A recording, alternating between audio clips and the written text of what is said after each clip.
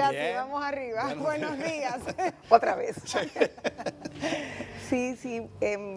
Bueno, la verdad es que este programa como que me toca venir en momentos muy especiales, ¿verdad? Porque yo recuerdo, como ustedes decían, que la primera vez que se habló de este tema, lo hice yo aquí hace más de 3 años, o hace cerca de 3 años, y yo recuerdo que la reacción de Homero fue... Eso es noticia de primera plana. Después no fue noticia de primera plana en ningún periódico.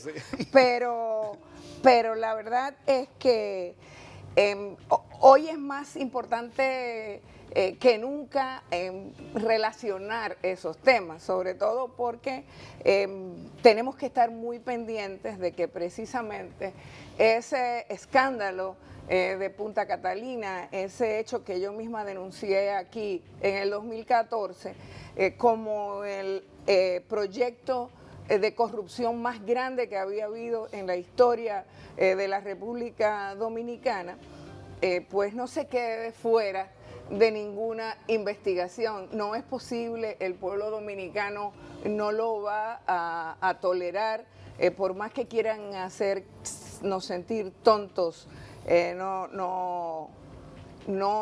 La pava no pone donde ponía. Definitivamente. Y sobre todo porque el nido de la pava es afuera, que lo determinan. Exactamente. Sí, es por eso. Sí, es por eso, porque vamos fuera aquí localmente. Porque lamentablemente el ejercicio que hemos visto de parte del Poder Judicial en la República Dominicana es que tiene, como hablamos, sus corruptos favoritos, y que cuando hay proyectos de esa envergadura, que el mismo gobierno lo apoya, vemos cómo se busca la manera de salvar.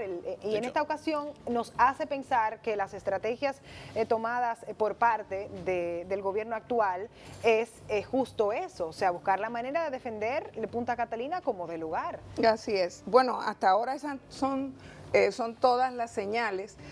No podemos olvidar que de los 5.041 millones de dólares de proyectos en los que está vinculado Odebrecht, hay 2.044, que hay que decir mal contados, porque ese proyecto no va a terminar en 2044. No, mucho más, pero de eso estamos hablando de la mitad. Es casi la mitad en Punta Catalina, al margen de todos los demás escándalos y de todos los demás daños para el país que tiene, incluso desde la selección misma del tipo de energía que se está produciendo a partir de fuentes no renovables. Entonces, yo en primer lugar quisiera decir, frente a esto que estaba ocurriendo en el día de hoy, que yo estoy hablando aquí como política. O sea, yo no soy no soy jueza ni nada que ver, y yo creo que las responsabilidades las tiene que determinar la justicia. Y también, y lo voy a recordar con mucha responsabilidad, los partidos políticos tienen un papel que jugar que no pueden evadir en este momento. Todos los partidos políticos.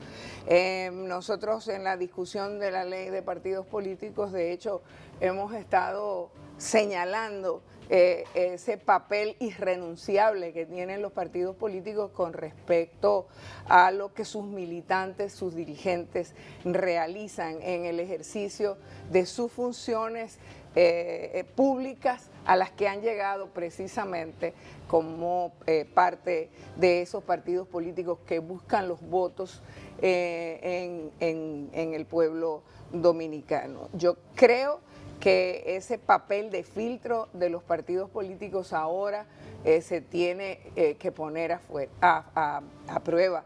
No es posible que sigamos en la República Dominicana jugando a que los partidos políticos son los cómplices siempre.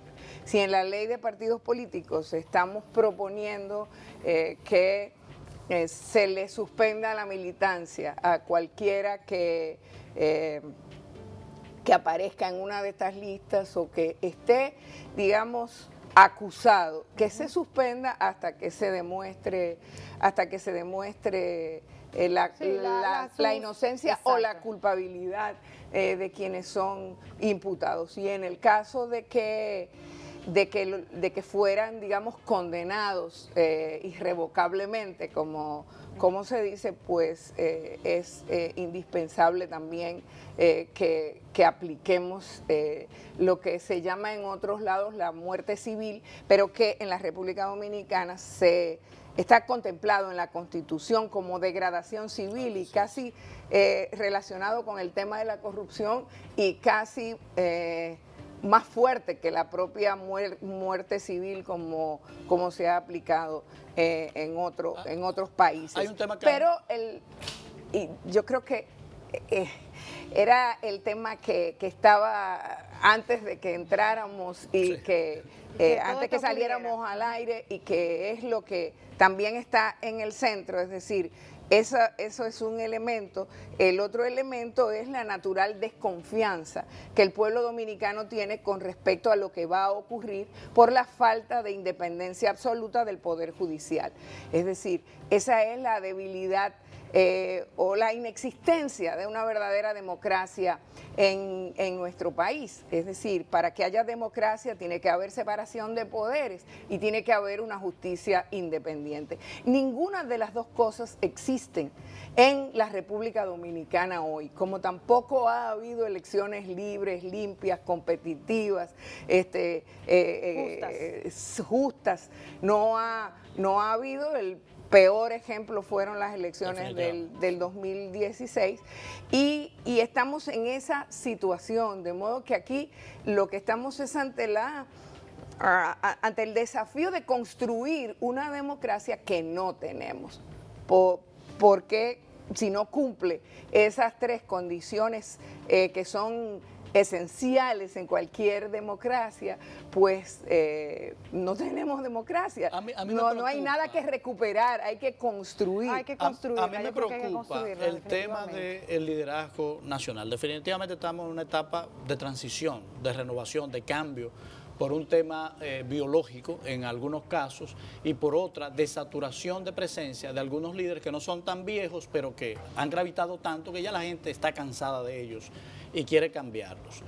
En este caso de una corrupción tan generalizada, sistémica, podemos excluir de responsabilidad a las principales figuras políticas que han fungido como jefes de partido y han ocupado la presidencia de la República, porque es difícil de creer que una corrupción de 5.000 millones de dólares esté al margen, sea ejecutado por funcionarios altos y medios sin responsabilidad de los presidentes de la República en un país presidencialista.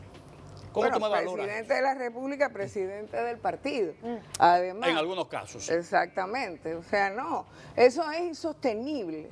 Es decir, por eso es que hay que reiterar, que hay que repetir que no puede haber corruptos favoritos. Por eso es que hay que exigir, que hay que demandar, como se está demandando a través del Movimiento Verde, el fin de la impunidad. Y no de una parte de la impunidad, no de algunos, sino de toda la impunidad. Y en la medida en que esa demanda popular sea capaz de sostenerse, sea capaz de incidir para construir o empezar a construir esa nueva República Dominicana que necesitamos, que no va a ser mejor mientras la impunidad siga impuesta, siga siendo reina y señora de las relaciones políticas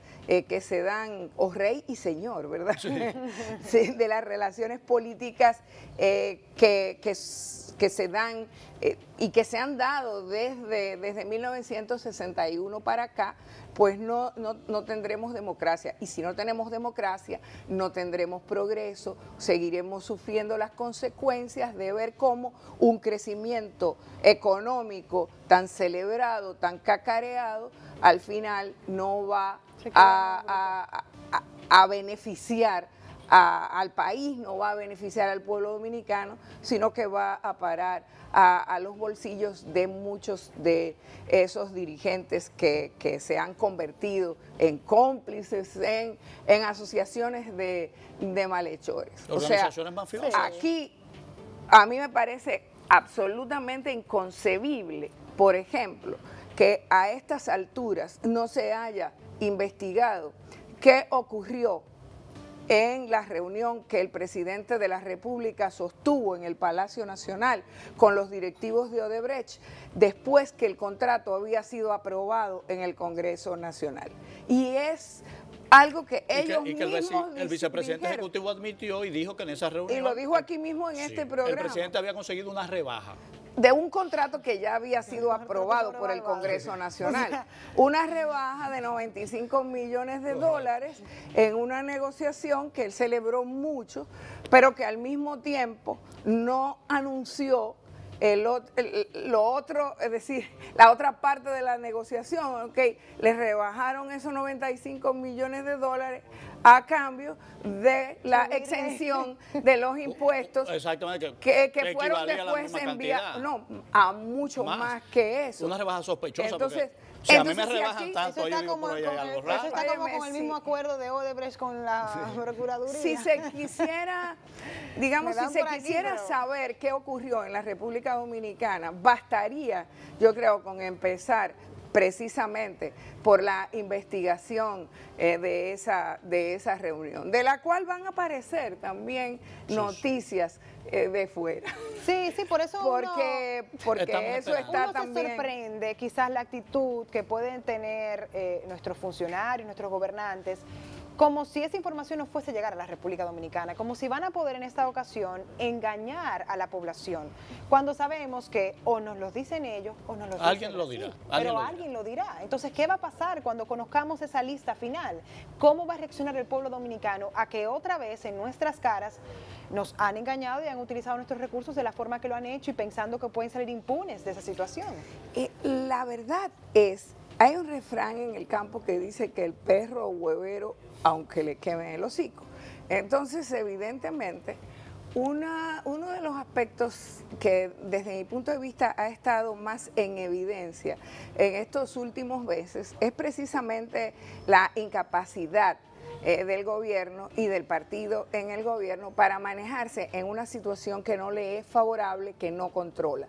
No controla la información porque viene de fuera. No controla tampoco o por lo menos ha tenido dificultades para controlar y para desarrollar estrategias para contrarrestar esos hechos y esta reacción del pueblo dominicano, porque empezando porque Joao Santana está preso en Brasil y era el principal estratega, el articulador de todas esas... se lo llevaron en medio de su trabajo profesional en República Dominicana, hay que recordar eso. Bueno, el presidente dijo que él se fue voluntariamente. Bueno, cuando llegó allá lo vimos muy bien escoltado. Entonces... Nada voluntario, estaba entrando al sitio que lo llevaron. Pero lo que Medina dijo fue que él se había ido voluntariamente a responder con responsabilidad. Bueno, y recordamos que en la reunión, no sé si llamarle fiesta, porque no hubo fiesta de celebración del triunfo, en una parte de su discurso, casi con lágrimas, el presidente agradeció el aporte de Joao Santana para su victoria. Claro.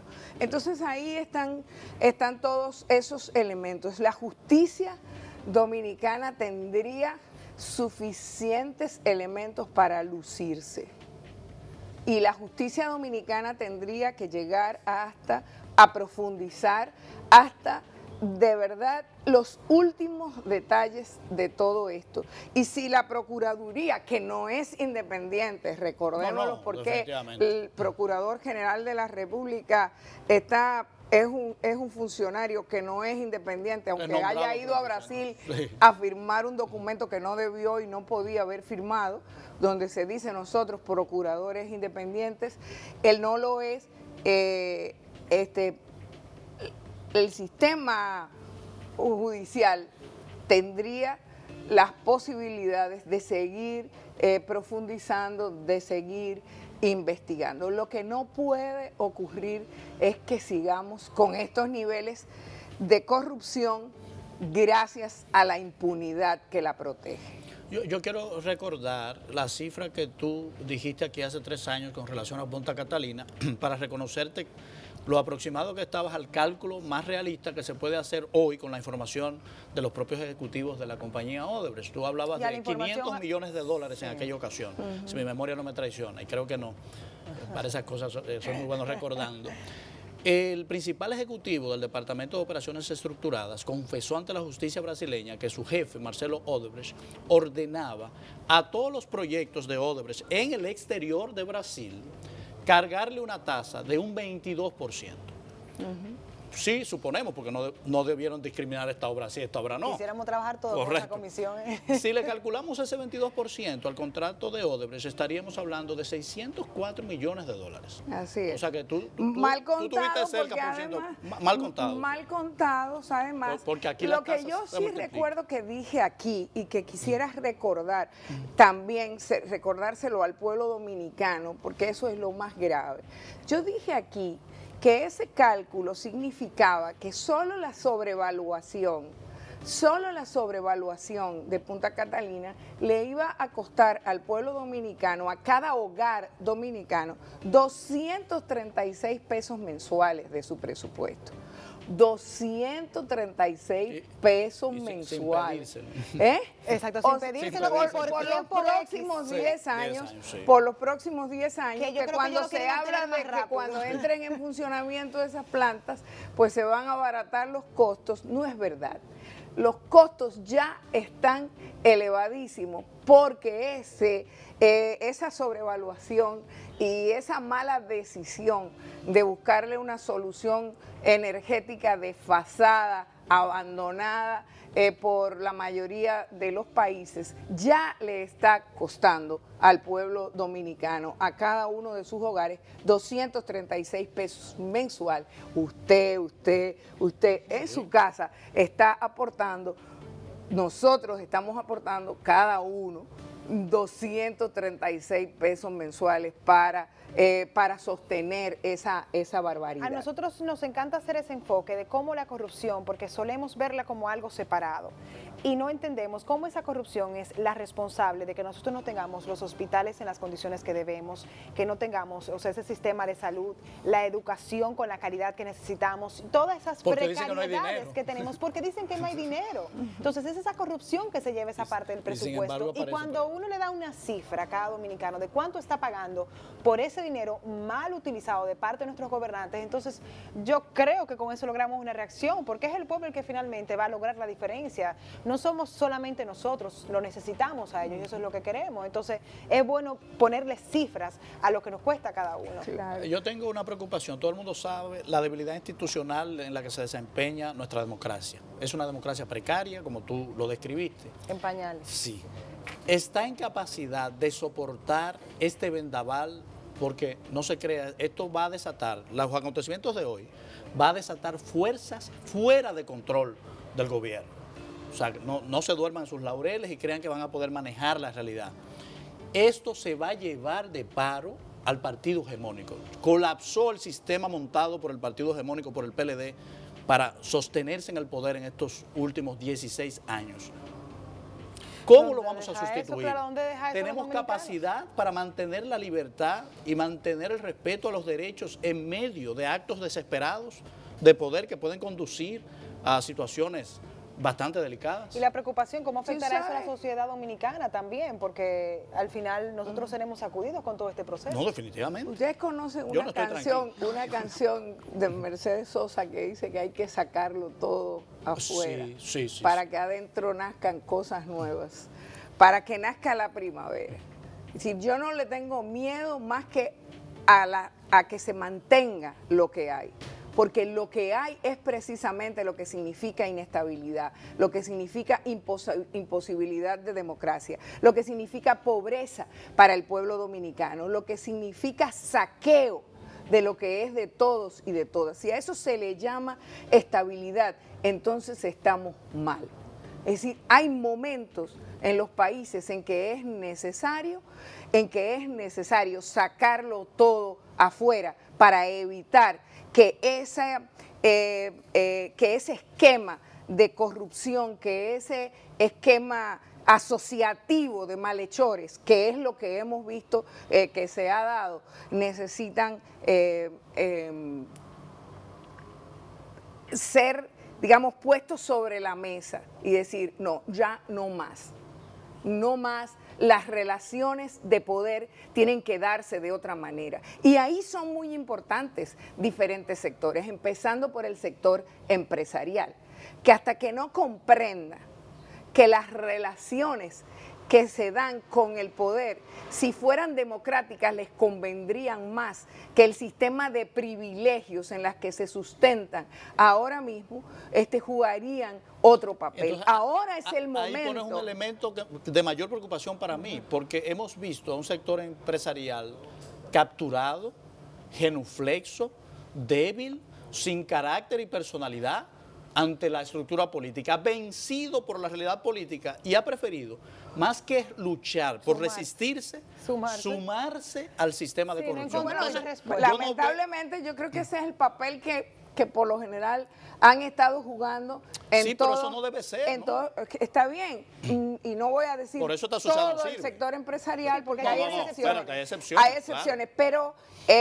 Pero ese sector tiene que entender eso, porque definitivamente lo que hay no puede seguir siendo. O sea, a donde estamos les perjudica sobre todo a ellos y son muy importantes en una democracia. Lo que queremos construir, la verdadera estabilidad que queremos construir es una que garantice unas relaciones sobre la mesa, unas relaciones claras, que aquí cada quien que inicia una empresa o que tiene una empresa pueda saber a qué atenerse con respecto a los impuestos que tiene que pagar, con respecto a las reglas del juego que hay para la importación o para la exportación, que no dependa todo de que, o las relaciones, por ejemplo, directas que tienen con el Estado, los propios suplidores,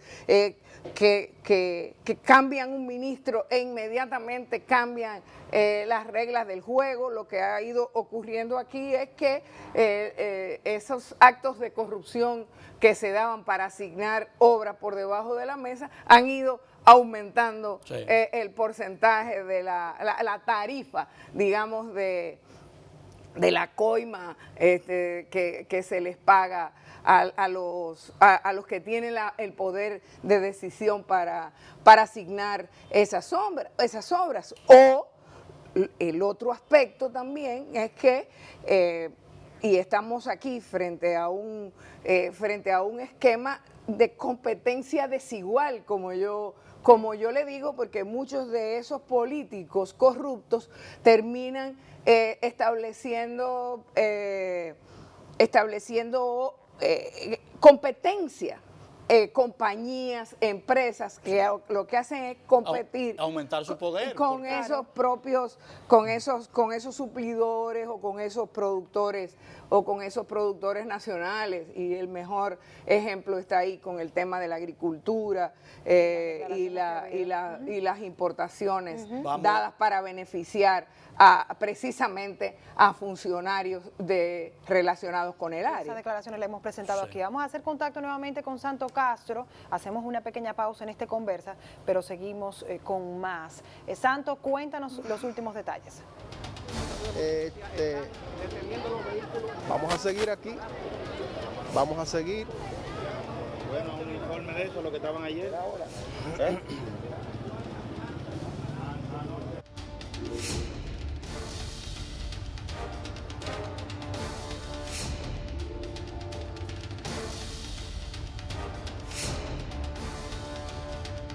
Vamos a continuar. Sí. Hay un tema que preocupa con estas crisis, cuando hemos visto apresamientos, ya sea de la clase empresarial o de la clase política, pues ha habido entonces ese desequilibrio que, aunque usted bien menciona, ya está dentro de los partidos por el mal uso de los fondos, pero uno teme a que si sube la tasa, que si pasa esto, lo otro. La complicidad, es decir, porque las relaciones que se dan son de complicidad.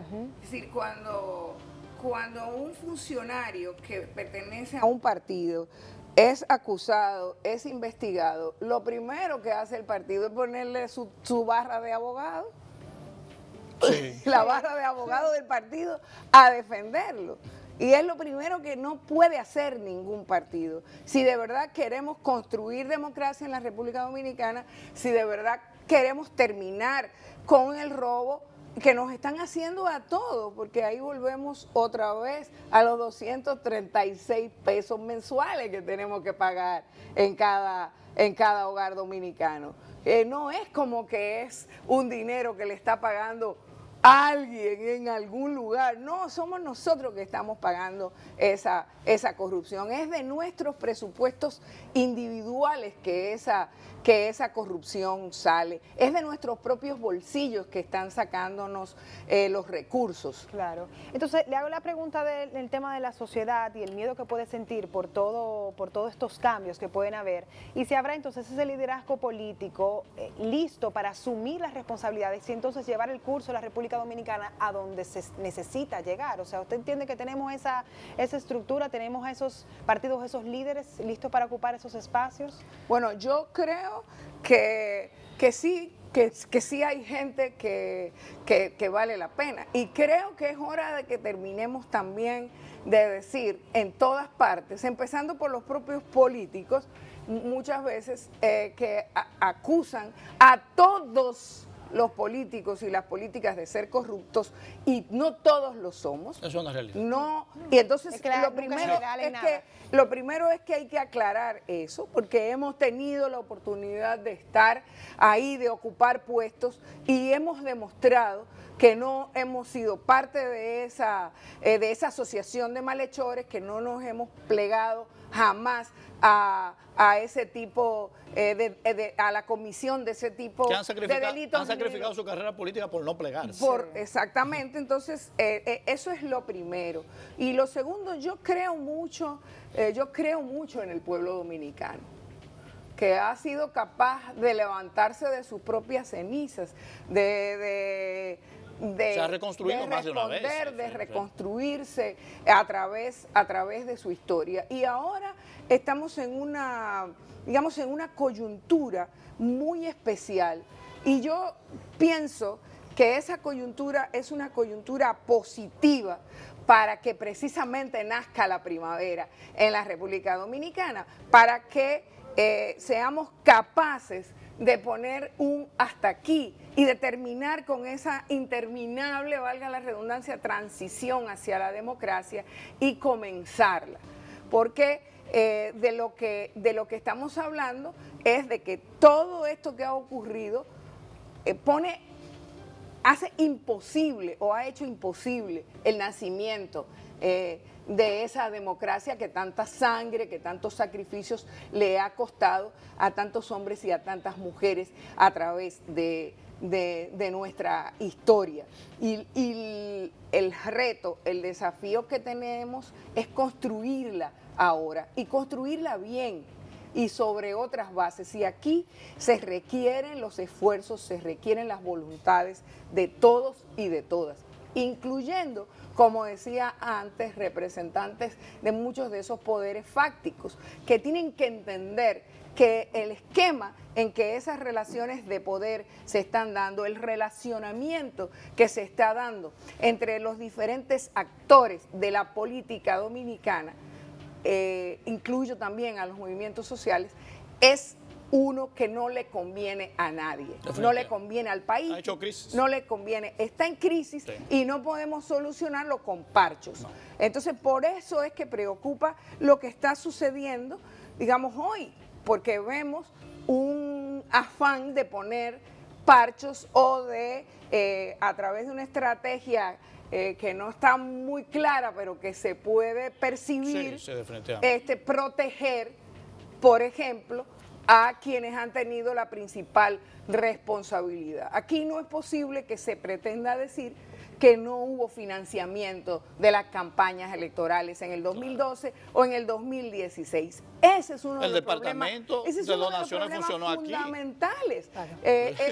Funcionó aquí, pero no lo visitaron. Sí, desde el 2000 estaba aquí. Sí, pretenden ahora con una bolsa de dinero gigantesca. No, con declaraciones que están documentadas, o sea, respaldadas exactamente en las investigaciones. Y dinero que entregaron. Y entonces todo. Sorprende. Con cantidad. Sí, o sea, porque no es un misterio. No es como exactamente. Y han sido dadas precisamente ante tribunales de la justicia brasileña, que ha estado jugando un importante papel en este momento. Y se ha publicado en medios de comunicación dominicanos, lo que pasa es que el Ministerio Público no se entera, no termina de enterarse. Ellos están bien enterados. Sí, porque acusan los medios publican las cosas. No, ellos están bien enterados, lo que pasa es que ellos están jugando esa estrategia. Si ellos han estado demorando esto que está ocurriendo en la mañana de hoy, mientras nosotros estamos conversando aquí, justamente para buscar cuáles de las medidas que tomaran fueran menos perjudiciales para el equipo que está detentando el poder ahora mismo, para el danilismo en el poder, porque es el danilismo el que está protegiéndose, y lo que está haciendo la Procuraduría hasta ahora, que son las 8, exacto, no sabemos si a las 6 de la tarde cambia la cosa. De la mañana, ¿verdad? Vemos que aparecen algunos turpenes que han claramente estado involucrados. Y sobre todo porque estamos hablando de lo que tiene que ver con la impunidad que protege a Odebrecht. Pero hay un caso que yo entiendo que independientemente de estos escándalos, que está relacionado y que es inevitable, es inevadible, es el tema del soborno para cambiar la Constitución que se dio en el Congreso Nacional, y que justamente digo que está vinculado con el tema Odebrecht,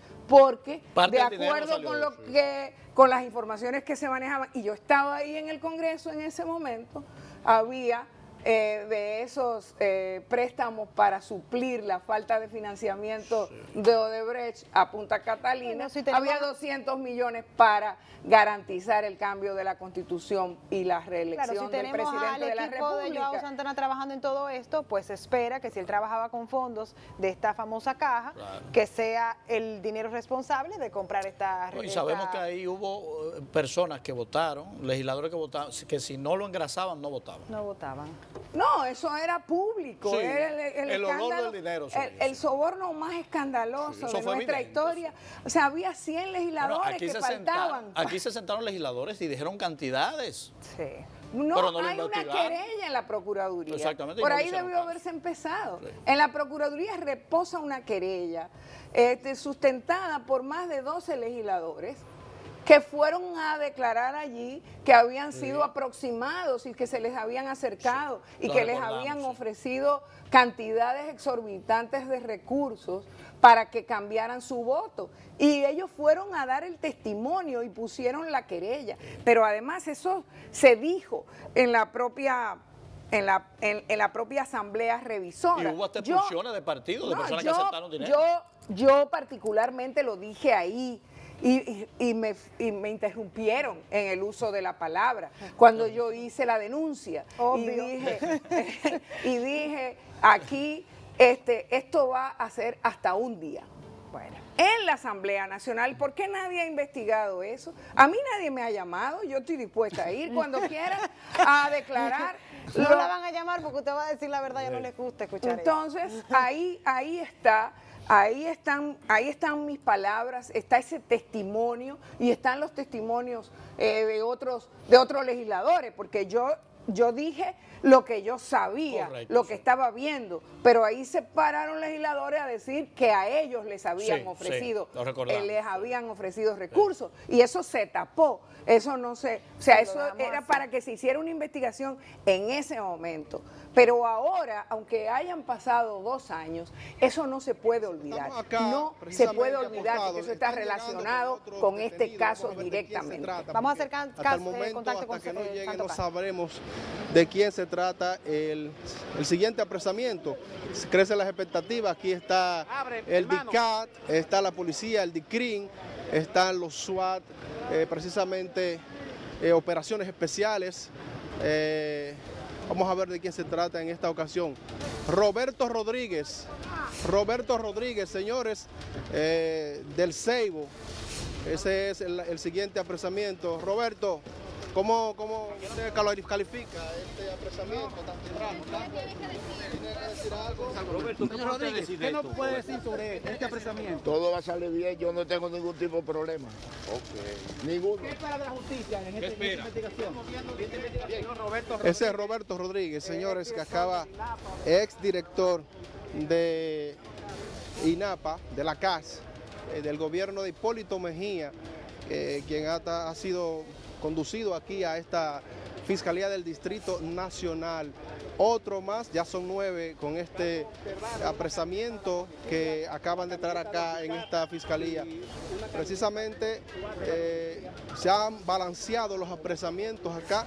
Vimos a Andrés Bautista del PRM, también a este señor Roberto Rodríguez, también del PRM y del PLD. Este ha sido el panorama desde las 6 de la mañana que comenzó la Procuraduría General de la República con estos apresamientos de personas que han aparecido como implicados en el caso Odebrecht. Ya repetimos, 9 personas en esta ocasión desde las 6 de la mañana que comenzó la Procuraduría con los apresamientos para que ser procesados ya con relación a este caso Odebrecht, el más grande de República Dominicana, en donde se juegan más de 92 millones de dólares. Yo retorno con ustedes, estaremos aquí pendientes con relación a este caso y otros más apresados si aparecen. Volvemos.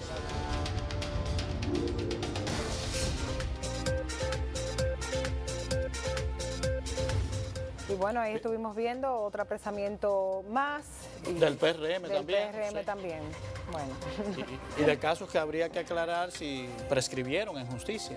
Yo creo que hay otros apresados más frescos que están tardando en llegar. Pero nada, nos quedaremos atentos, porque estamos atentos, ¿eh? La lista es más amplia. Minú, gracias. ¿Qué te digo? No sé si quisiera decir una última palabra en el programa de hoy, no es que yo estoy como...